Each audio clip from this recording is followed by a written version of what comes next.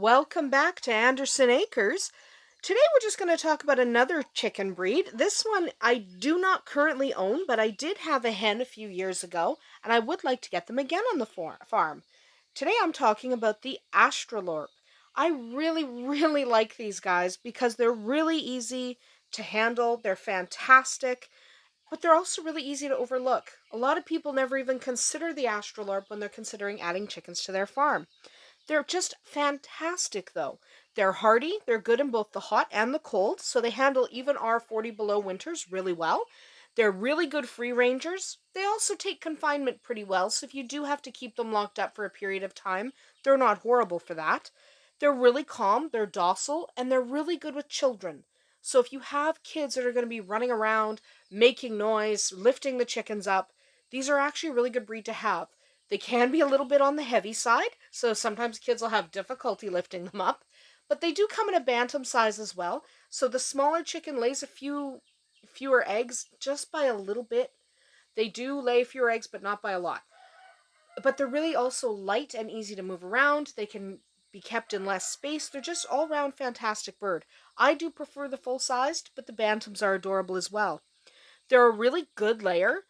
And they're also a reasonable meat bird. They might not be quite as good a dual purpose breed as like an Orpington or a Sussex, but they're still really high up there. So if you're looking for a breed that could be used for eggs or meat, and you want something that's really good with children, this one, the Australorp, might be something to consider.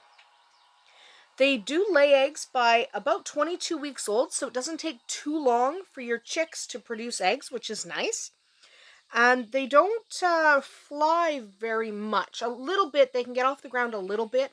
So if you have a 4-foot fence, they might go over it, but they probably can't get over a 5-foot fence.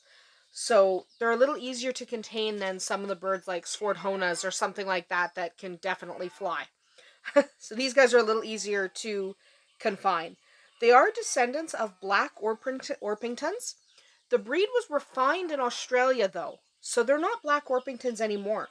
They're actually more of an Australian Orpington than anything, which is where Australorp comes from. It's an Australian Orpington. But they are quite distinct from Orpingtons. Because of the refinement over the last 100 years or so, you can definitely tell the difference between an Orpington and an Australorp. They're very different from each other. Typically, they're a glossy black or a slate blue with dark lacing. These are the two most common colors. You can also get a white one. These are far less common. You don't see white very often. So if you do come across white Australorps, you might want to pick up one or two hens because they're beautiful and not super common. All Australorps have only a single comb.